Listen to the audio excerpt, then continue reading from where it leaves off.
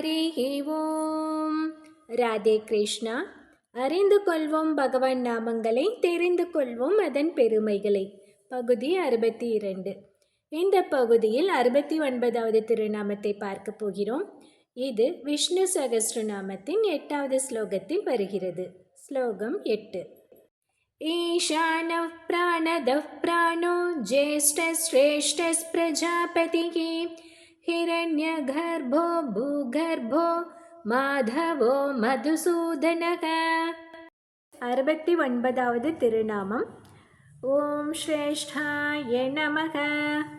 வர்த்ஃபுல், அதாவது மிகவும் உயர்ந்தவர், புகழத்தக்கவர். இதை பற்றி நாரதருக்கும் சனத்குமாரருக்கும் நடந்த உரையாடலில் இருந்து பார்க்கலாம். நாரதருக்கும் சனத்குமாரருக்கும் நடந்த உரையாடல் இது. நாரதர்: சனத்குமாரரே, அடியேனுக்கு ஏதாவது உபதேசிக்க வேண்டும் என்று கேட்கிறார். சனத்குமாரர்: தங்களுக்கு இதுவரை என்னென்ன விஷயங்கள் தெரியும் என்று கேட்கிறார். நாரதர்: அடியேன் 4 வேதங்கள், இதிகாச புராணங்கள், இலக்கிய இலக்கணம் உள்ளிட்டவற்றை அறிவேன். ஆனால் அவற்றில் உள்ள வார்த்தைகளை மட்டுமே நான் அறிவேன். வார்த்தைகளுக்கு மேம்பட்டதை அடியேனுக்கு உபதேசிக்க வேண்டும் என்று கேட்கிறார். சனத்குமாரர்: வார்த்தையை விட பேச்சாற்றல் உயர்ந்தது என்று சொல்கிறார். நாரதர்: பேச்சாற்றலை விட உயர்ந்தது எது என்று கேட்கிறார். சனத்குமாரர்: மனத்தால் நினைத்தால் தானே வாயால் பேச முடியும். அதனால் பேச்சாற்றலை விட மனம் உயர்ந்தது என்று சொல்கிறார் சனத்குமாரர். நாரதர் மீண்டும் கேட்கிறார். மனதை விட உயர்ந்தது எது? சனத்குமாரர் சொல்கிறார். வெறும் மனதை விட மன உறுதி உயர்ந்தது. நாரதர் மீண்டும் கேட்கிறார். அந்த மன உறுதியை விட எது உயர்ந்தது? அதற்கு சனத்குமாரர் சொல்கிறார். ஒருமுகப்படுத்தப்பட்ட மனது உயர்ந்தது என்கிறார். மீண்டும் நாரதர் கேட்கிறார். அதைவிட உயர்ந்தது எது? அதற்கு சனத்குமாரரின் பதில் தியானம். அதைவிட தியானம் உயர்ந்தது என்று சொல்கிறார். மீண்டும் நாரதர் கேட்கிறார். அதைவிட உயர்ந்தது? அதற்கு சனத்குமாரரின் பதில் விஞ்ஞானம். நாரதர் மீண்டும் கேட்கிறார். அதைவிட உயர்ந்தது எது? அதற்கு சனத்குமாரர் சொல்கிறார். உடலில் வலிமை இருந்தால்தானே கல்வி கற்று விஞ்ஞானத்தையும் பெற முடியும். அதனால் விஞ்ஞானத்தை விட உடல் வலிமை உயர்ந்தது என்று சொல்கிறார். மீண்டும் நாரதர் கேட்கிறார். உடல் வலிமையை விட உயர்ந்தது எது? அதற்கு சனத்குமாரர், உணவு உண்டால்தானே உடலில் வலிமை இருக்கும். எனவே அன்னமாகிய உணவு வலிமையை விட உயர்ந்தது. அதாவது உடல் வலிமையை விட உயர்ந்தது உணவு என்றார். மீண்டும் நாரதர் அதைவிட உயர்ந்தது எது என்று கேட்கிறார். அதற்கு சனத்குமாரர் சொல்கிறார். மழை பொழிந்தால்தான் உணவு பண்டங்கள் விளையும்.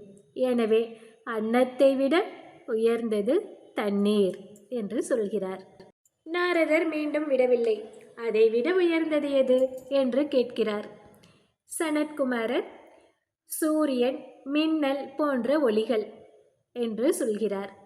மீண்டும் நாரதர் அவற்றை விட உயர்ந்தது எது என்று கேட்கிறார். அந்த ஒளிகளை உடைய ஆகாயம் அதைவிட உயர்ந்தது என்கிறார் சனத்குமாரர். நாரதரின் கேள்வி மீண்டும் அதைவிட உயர்ந்தது எது? சனத்குமாரர் சொல்கிறார். மனிதனின் நினைவாற்றல். மீண்டும் நாரதரின் கேள்வி அதைவிட உயர்ந்தது எது? சனத்குமாரர் சொல்கிறார். இந்த விஷயங்களை கேட்பதில் உங்களுக்கு உள்ள ஆர்வம் இவை அனைத்தையும் விட உயர்ந்தது என்று சொல்கிறார். நாரதர் மீண்டும் கேட்கிறார்.